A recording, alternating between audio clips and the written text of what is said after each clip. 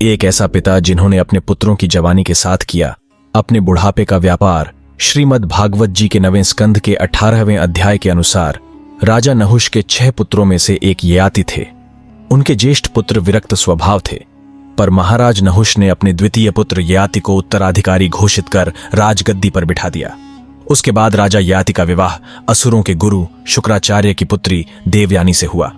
देवयानी के साथ उसकी सखी शर्मिष्ठा दासी के रूप में महल में आई और वह देवयानी और राजा ययाति की सेवा करने लगी। फिर थोड़े दिनों के बाद राजा ययाति शर्मिष्ठा की सुंदरता को देखकर मोहित हो गए। शर्मिष्ठा ने राजा ययाति को पुत्र रत्न प्राप्ति की कामना की। इस बात के लिए राजा ययाति ने पहले ही दैत्य गुरु शुक्राचार्य से प्रतिज्ञा की थी कि वे देवयानी के अलावा किसी भी पराई स्त्री पर दृष्टि नहीं डालेंगे। आचार्य शुक्राचार्य से प्रतिज्ञा लेने के बावजूद भी उन्होंने दासी शर्मिष्ठा के प्रस्ताव को स्वीकार कर लिया और शर्मिष्ठा से उनको 3 पुत्र हुए। जब यह बात उनकी पत्नी देवयानी को पता चली तो उन्होंने अपने पिता शुक्राचार्य को बता दिया।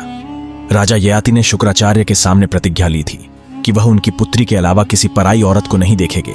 जब शुक्राचार्य को पता चला तो उन्होंने राजा ययाति को पूर्ण वृद्ध होने का श्राप दे दिया। राजा ययाति वासना से ग्रसित होकर अपने पुत्रों को निर्लज्ज की भांति जवानी देने की याचना करने लगा। अधिकांश पुत्रों ने अपने पिता को क्रोधपूर्ण दूतकार दिया और अपनी जवानी देने से मना कर दिया, किंतु राजा ययाति की दासी शर्मिष्ठा के सबसे छोटे पुत्र पुरु को अपने पिता के अवस्था पर दया आ गई। उसने अपने पितृधर्म निभाने के लिए अपनी जवानी देने के लिए तैयार हो गया। जब राजा ययाति को लेने के लिए यमराज आए तब राजा ययाति ने यमराज को हाथ जोड़कर कहा कि मेरी जिंदगी अभी बाकी है। मुझे शुक्राचार्य जी ने श्राप की वजह से मैं समय से पहले ही बुजुर्ग हो गया हूं। तब यमराज ने कहा कि वह आपके कर्मों की वजह से आपको श्राप मिला है। आपकी आयु अब खत्म हो गई है और आज आपको मेरे साथ यमलोक चलना होगा।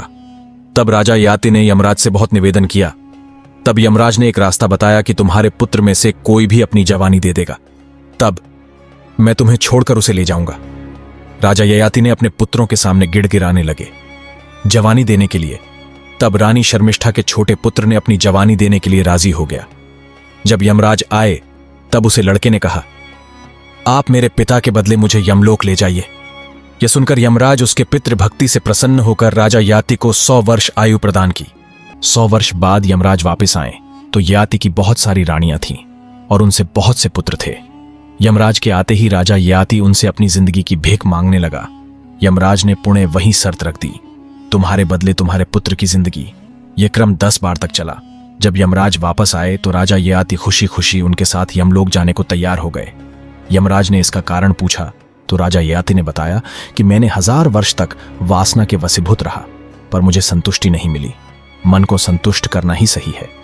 वासना का कोई अंत नहीं है। जय श्रीमद् भागवत।